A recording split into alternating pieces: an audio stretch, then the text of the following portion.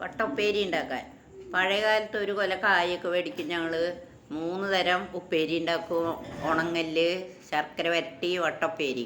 അതിങ്ങനെ തോല് പൊളിച്ച് മഞ്ഞൾ വെള്ളത്തിൽ കുറേ നേരം ഇട്ട് വെച്ച് തുടച്ച് അരിഞ്ഞ് നൈസായിട്ട് അരിയും. എന്നിട്ട് പേപ്പറൊന്നും ഉണ്ടാവില്ല, കൈതോല പായ ഉണ്ടാവും, അതിലിങ്ങനെ ഇട്ട് അപ്പുറം മറച്ച് ഉണക്കി എന്നിട്ടാണ്. ഇതിപ്പോൾ ഇന്ന് നൈസാണ്. ഇതിങ്ങനെ സ്പോട്ടിൽ അരിയുക, അപ്പം തന്നെ നമ്മൾ വെളിച്ചെണ്ണയിലിടുക.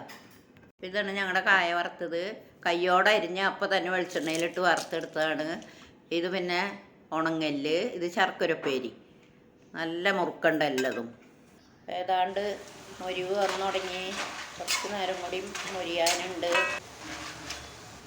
അപ്പം മൊരിവായി. മഞ്ഞപ്പൊടി ഉപ്പും കൂടിയിട്ട് കലക്കിട്ട് ഒഴിക്കുക. അപ്പം നല്ല ഭംഗി ഉണ്ടാവും കായ വറുത്ത്. ഒരു മഞ്ഞ നിറം കൂടുതൽ കിട്ടും. ഇനി വറുത്ത് കോരി എടുത്തു. അപ്പോൾ കായ വറുത്ത് റെഡി.